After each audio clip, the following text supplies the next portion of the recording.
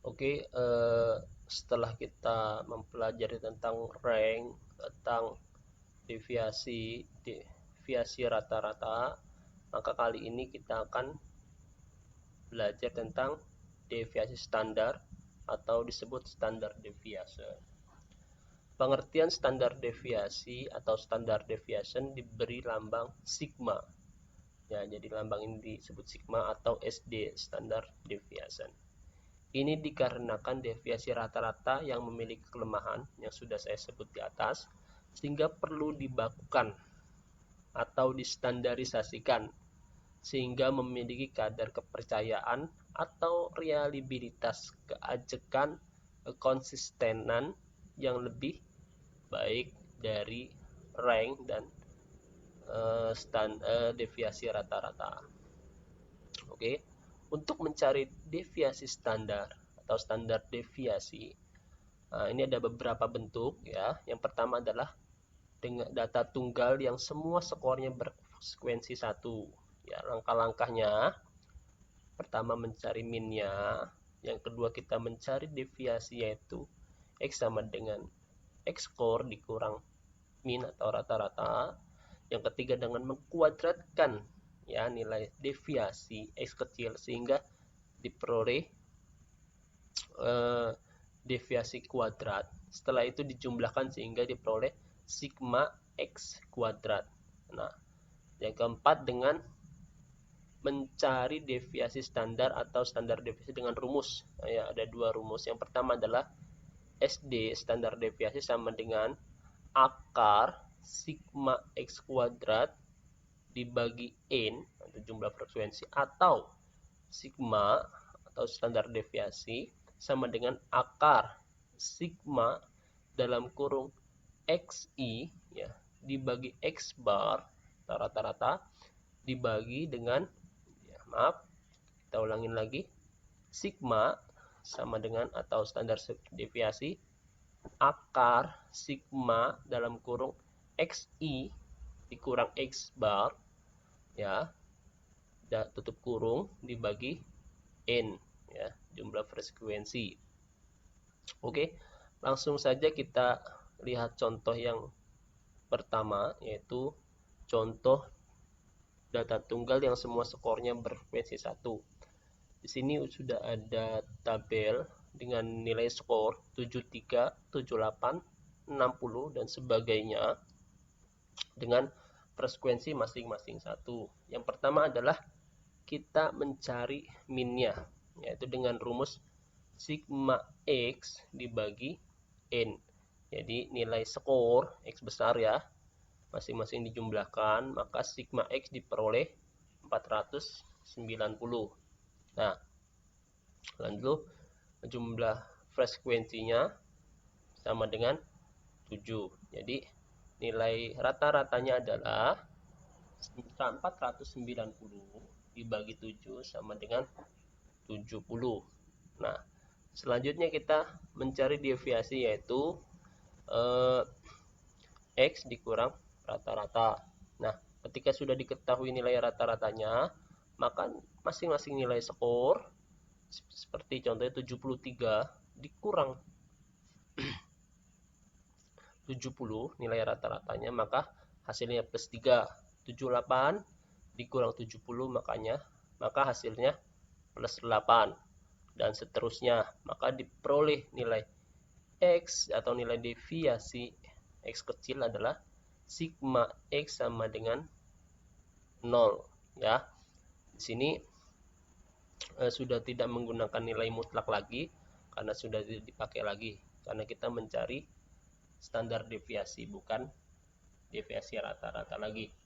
Nah, setelah sudah diketahui nilai deviasinya ya, maka masing-masing nilai deviasi dikuadratkan ya.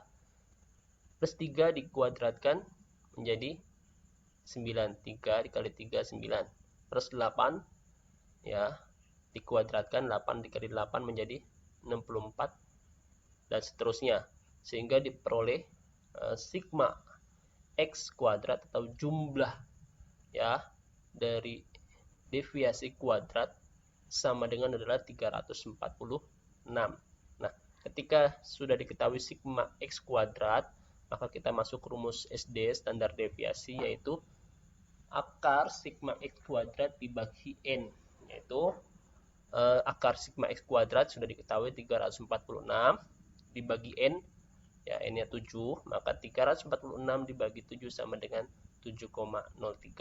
Maka hasil diperoleh adalah dari data tunggal yang semua skornya berfrekuensi 1, data ini, maka diperoleh standar deviasinya sebesar 7,03. Selanjutnya mencari standar deviasi dalam bentuk data tunggal yang sebagian atau seluruh skornya berfrekuensi lebih dari 1. Adapun langkah-langkahnya, yang pertama adalah cari minnya, yang kedua adalah mencari deviasi, yaitu X sama dengan X skor dikurang min. Yang ketiga adalah mengkuadratkan X, ya, deviasi sehingga diperoleh X kuadrat. Yang keempat adalah memperkalikan frekuensi dengan X kuadrat sehingga diperoleh, setelah itu dijumlahkan sehingga diperoleh sigma Fx kuadrat. Yang terakhir adalah mencari deviasi standar atau standar deviasi dengan rumus SD sama dengan akar sigma Fx kuadrat dibagi N. Langsung aja kita lihat contohnya. Di sini ada X score 60, 50, 40 dan seterusnya. Lalu di sini ada frekuensinya 3, 2, 3, 1 dan seterusnya. Yang pertama-tama kita akan mencari minnya atau nilai rata-ratanya. Untuk min sama dengan sigma Fx dibagi N.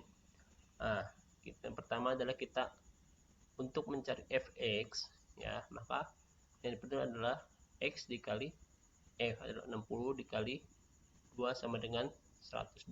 Selanjutnya 50 dikali 3 sama dengan 130 dan seterusnya. Nah, maka akan diketahui sigma Fx sama dengan 510, ya.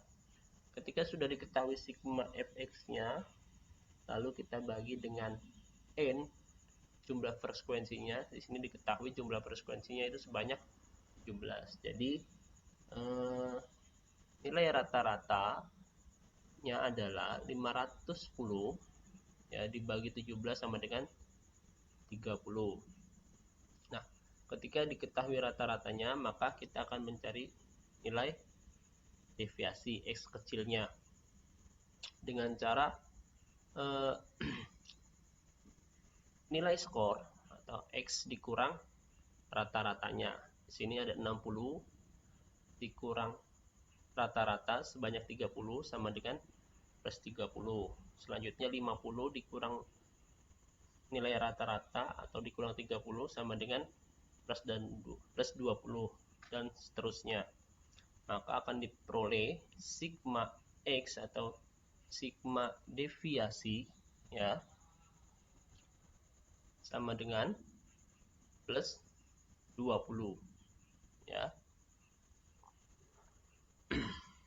Lalu selanjutnya di sini dengan menghilangkan harga mutlaknya, ya.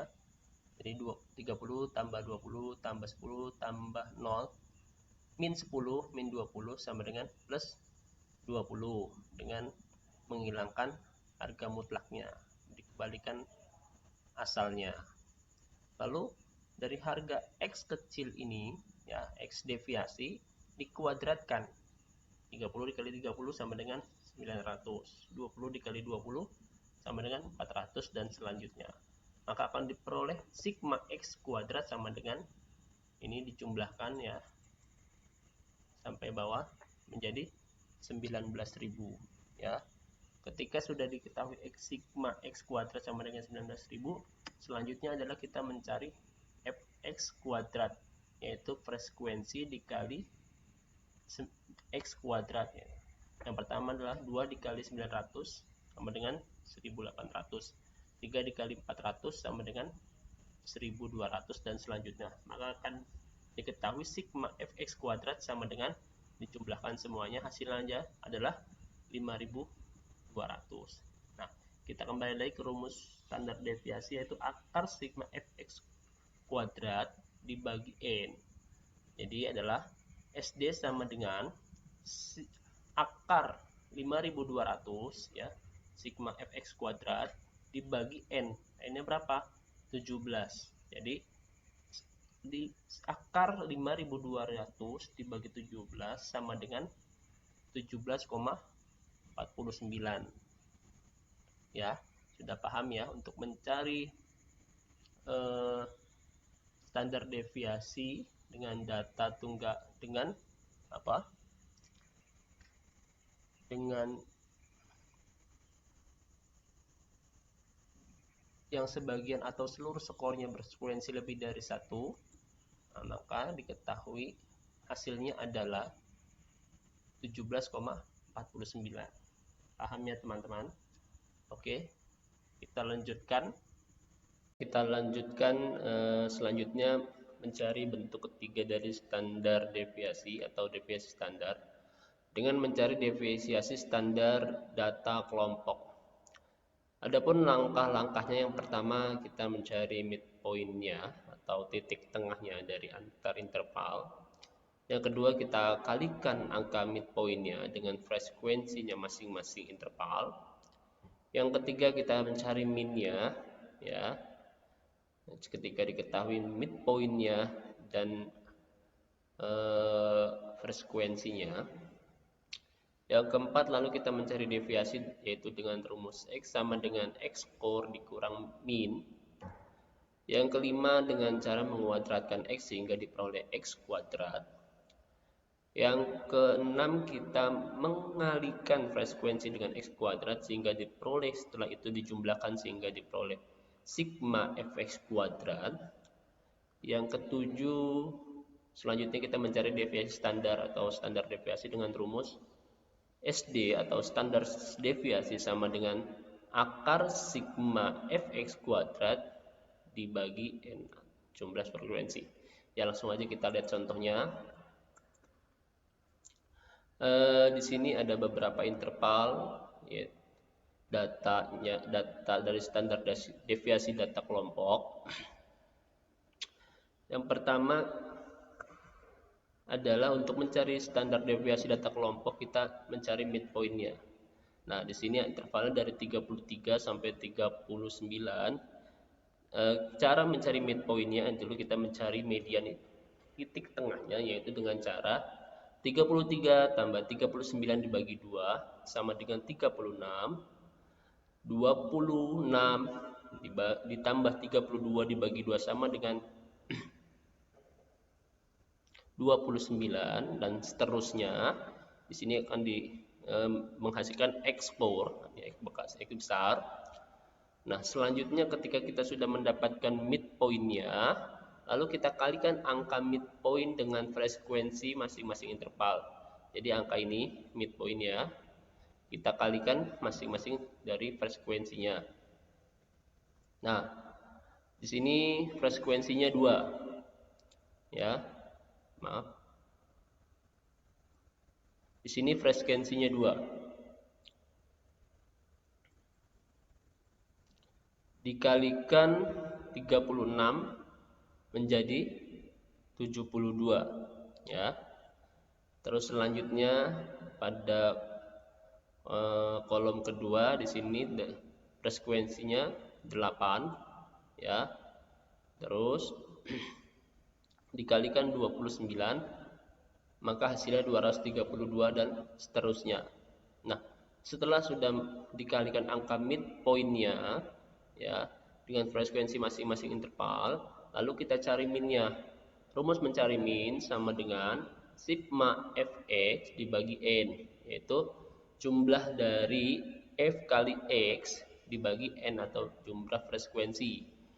Nah, sigma fx-nya sudah ditemukan ya. Jadi fx ini 72 ditambah 232 ditambah 418 tambah 300 tambah 88 ditemukan hasilnya 1110. Lalu dibagi n. Berapa n-nya? 2 tambah 8 dan seterusnya, n sama dengan 6. 60. Jadi untuk mencari minnya adalah 1110 dibagi 60 sama dengan 18,5. Ini diketahui minnya. Setelah diketahui minnya, selanjutnya adalah kita mencari deviasi, yaitu X-nya, ya, X kecil, dengan cara X besar atau X ekor dikurang minnya. Nah, ini kita mencari X kecil ini dengan cara X besar atau 36 dikurang rata-rata 18,5. Jadi 36 dikurang 18,5 sama dengan 17,5. 29 dikurang 18,5 sama dengan 10,5 seterusnya.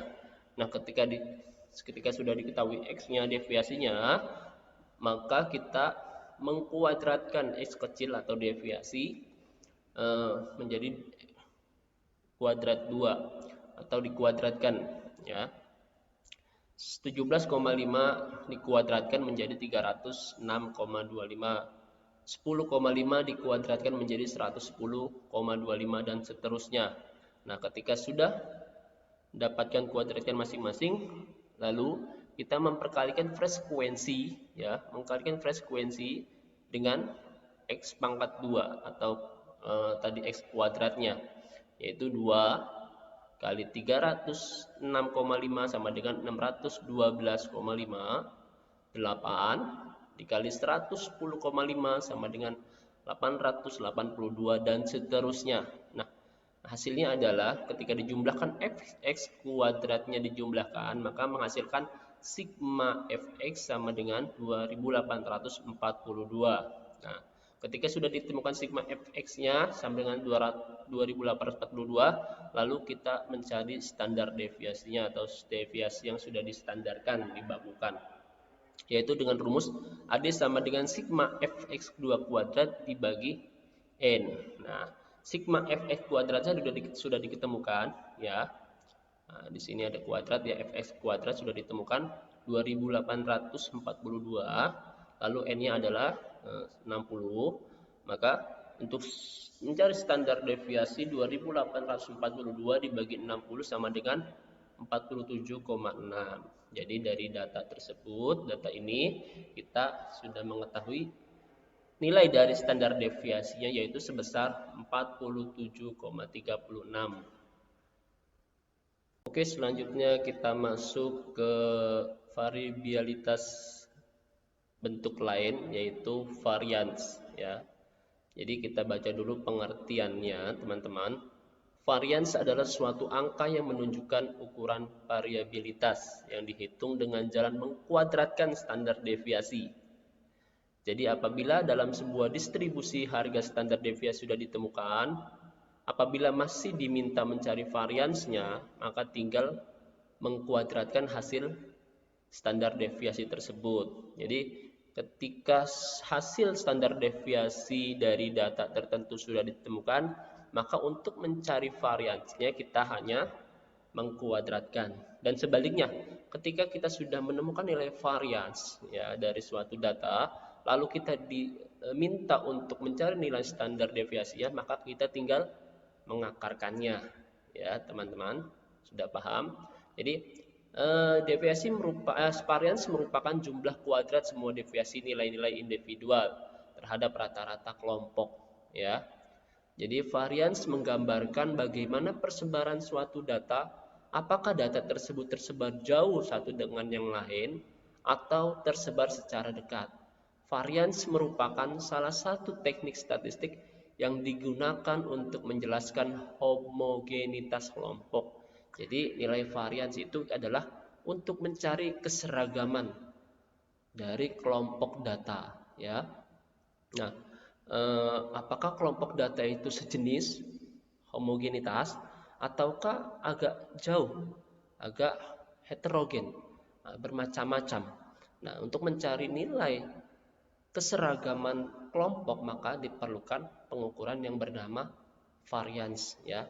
Jadi ketika nanti teman-teman penelitian, maka prasyarat penelitian sebelumnya yang harus dipenuhi, apakah disuruh mencari standar deviasi atau variansnya, maka kita tinggal menghitungnya. Nah, Selanjutnya adalah rumus varians ya. Jadi rumus varians itu yang pertama ini ada sigma, ini rumus varians untuk populasi ya. Jadi ketika mencari populasi maka rumusnya seperti ini. Nah, varians populasi sama dengan sigma dalam kurung xi dikurang x bar dikuadratkan dibagi n ya. Jadi ketika mencari standar deviasi populasi, lalu kita tinggal mengakarkannya ya. Sama tinggal hanya akarnya saja. Nah, di sini juga S kuadrat merupakan lambang dari varians ya. Jadi mencari varians adalah ini varians sampel ya. Tadi yang sigma ini kita mencari varians populasi, dan kalau S kuadrat merupakan lambang dari varian sampel. Nah, dengan rumus sigma dalam kurung xi dikurang x bar atau rata-rata lalu dikuadratkan dibagi n atau jumlah frekuensi dikurang 1. Nah, ketika sudah diketahui varians sampelnya, kita diminta untuk mencari varians kita mencari standar deviasi, maka kita hanya tinggal mengakarkannya saja. Oke, jadi di sini ada sigma kuadrat merupakan variabel populasi atau varians populasi. Di sini adalah simpangan baku populasi ya, atau standar deviasi. Di sini ada varian sampel ya. Di sini ada simpangan baku sampel, ada jumlah sampel. Oke, gampang ya. Contohnya sudah saya berikan pada video sebelumnya yang saya sudah kasihkan. Jadi intinya ketika standar deviasi sudah ditemukan, ketika diminta untuk mencari varians maka kita tinggal mengakarkannya, dan sebaliknya ketika varians sudah ditemukan lalu kita diminta untuk mencari standar deviasi maka kita hanya tinggal mengakarkan variansnya. Oke. Kita lanjutkan. Lalu apa kegunaan deviasi rata-rata, deviasi standar atau simpangan baku dan varians? Jadi kesimpulannya adalah sebagai ukuran untuk mengetahui variabilitas atau derajat rentangan data, sekaligus untuk mengetahui homogenitas, yaitu keseragaman, kesejenisan dari data-data tersebut. Ya, jika deviasi rata-rata, deviasi standar makin besar, deviasi standar dan varians semakin besar, maka semakin besar variabilitas datanya atau semakin kurang homogen. Ya, lebih kecenderung ke heterogen, bermacam-macam, berbagai jenis datanya. Dan sebaliknya, semakin kecil variabilitas datanya, ya maka variabilitas data standar deviasi, varians dan deviasi rata-rata, maka datanya semakin homogen atau semakin sejenis. Tinggal ketika nanti kita meneliti atau menjadi peneliti, kita melihat berapa hasil variansnya, berapa hasil deviasi standarnya, berapa hasil deviasi rata-ratanya, kita akan diminta untuk mencari skor yang bagaimana, apakah standar baku atau apakah simpangan baku, apakah varians. Kita tinggal menghitungnya ya. Jadi seperti itu teman-teman. Sekarang akan saya berikan contoh penggunaan mean, deviasi standar dalam dunia pendidikan. Biasanya dalam dunia pendidikan, guru atau dosen untuk menentukan kategori-kategori penilaian maka akan menggunakan nilai standar deviasinya atau deviasi standarnya. Nah, langsung saja, untuk menetapkan nilai batas lulus aktual atau minimum passing grade level atau passing grade atau nilai lulus dari suatu ujian, biasanya dalam dunia pendidikan dengan menggunakan patokan adalah min ditambah 0,25 dikali standar deviasi ya. Jadi menentukan lulus atau tidaknya dalam suatu ujian di sekolah ya, atau ujian PNS. Jadi lihat minnya ditambah 0,25 dikali standar deviasi dari nilai-nilainya. Nah, Itu untuk menentukan kelulusan dari suatu ujian. Nah, yang kedua adalah untuk mengubah raw score atau skor mentah ya ke dalam nilai standar skala 5 atau huruf dengan nilai A, B, C, D, dan E. Patokan yang digunakan adalah untuk mencapai nilai A, maka hasil minnya ditambah 1,5 dikali standar deviasi. Dia akan mendapatkan nilai A.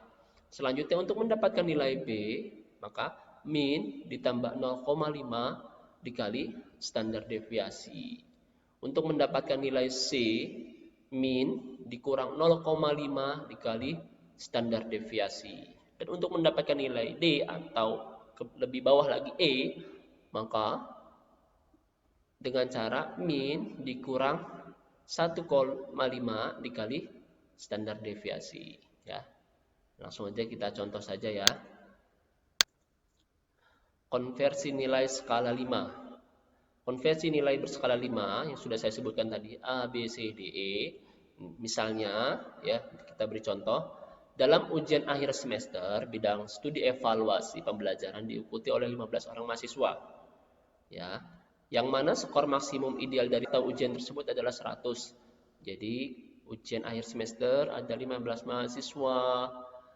Ketika ujiannya nilai paling besar adalah 100. Nah, diperoleh skor-skor mentah atau raw score sebagaimana disajikan pada tabel di bawah. Kita lihat hasilnya dari ujian tersebut. Nah, kita lihat nilainya dulu. Nilai 15 mahasiswa yang mengikuti ujian semester di bidang evaluasi pembelajaran adalah 40, 50, 65, dan seterusnya. Nah, setelah kita cari nilai standar deviasinya, langsung saja maka diperoleh standar deviasinya sebesar atau SD-nya sama dengan 19,418 dan diketahui min-nya dari nilai 15 ini rata-ratanya adalah 63,566667 ya. Jadi sudah kita sebutkan untuk mencari ya, kita balikin lagi. Untuk mencari nilai A, min ditambah 1,5 dikali hasil standar deviasinya ya. Kita lihat lagi. Nah, di sini untuk mendapatkan nilai A dari ujian di atas, ini min-nya sudah diketahui yaitu 68,5667 ditambah 1,5 dikali standar deviasi. Berapa standar deviasinya? 19,418 ya. Nah, hasilnya adalah 92,69. Nah, jadi dari hasil pengkategorian untuk mendapatkan nilai A, maka nilai yang harus dicapai oleh mahasiswa tersebut adalah 92,69 ke atas ya. Tadi paling ideal adalah 100. Maka ketika mendapatkan nilai hasil 62,69 atau lebih, maka dia akan mendapatkan nilai A.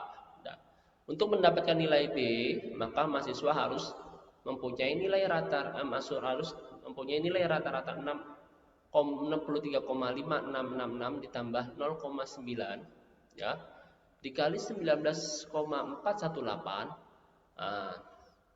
Ketika nilainya 70, maka dengan hasil nilai 73,27 ya sampai rentangannya atasnya ya, sampai rentangan atas 92,6, maka dia akan mendapatkan nilai B ya.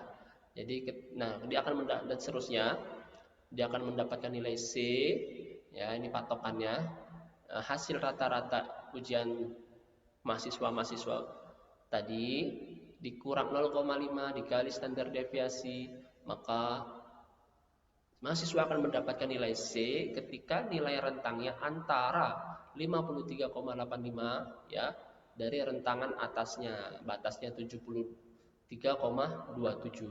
Nah, ini rentangan pengkategorian dengan konversi nilai 5 kategori ya. Seterusnya untuk mahasiswa akan mendapatkan nilai D ya dengan patokan min yang sudah ditemukan 63,566 dikurang 1,5 dikali 19,418, nah, patokannya mendapatkan 34,43 ya, sampai 53,8. Jadi ketika mahasiswa mendapatkan nilai 34,43 sampai batasan nilai atas di atasnya yaitu 53,85, maka mahasiswa akan mendapatkan nilai D ya. Nah, di bawah nilai D ini, di bawah 34,43, maka mahasiswa akan mendapatkan nilai E ya. Nah, selanjutnya ketika kita melihat hasil-hasil dari nilai-nilai mahasiswa, yang pertama mahasiswa nomor urut 1 dia ujian mendapatkan nilai 40. Maka dengan hasil nilai patokan konversi 5 tadi di atas, maka dia mendapatkan nilai D ya. Ketika mahasiswa 2 mendapatkan 50, maka dia mendapatkan nilai D plus atau D dengan tanda plus atau lebih ya. Misalnya pada mahasiswa nomor 7 dia mendapatkan nilai 95, ya tadi kan patokannya 92 mendapatkan nilai A, atau 92 ke atas maka dia akan mendapatkan nilai A dan seterusnya. Bisa dibaca sendiri ya. Jadi nah, tadi dengan contoh 5 kategori. Nah, di sini ada lagi contoh untuk mengelompokkan anak didik ke dalam 3 ranking, yaitu ranking atas, kelompok anak-anak yang tergolong pandai; ranking tengah, kelompok anak-anak yang cukup atau sedang; ranking bawah, kelompok anak-anak yang tergolong lemah atau rendah, dengan menggunakan patokan sebagai berikut. Jadi hasil ujiannya dicari minnya, ketika ditemukan minnya ditambah 1 dikali hasil dari perhitungan standar deviasinya, maka dia akan mendapatkan ranking 1 atau atas atau tergolong pinter. Nah, selanjutnya untuk mencari nilai tengah, maka yang digunakan adalah hasil minnya dari ujian dikurang 1 dikali standar deviasi, dia akan mendapatkan nilai tengah atau sedang.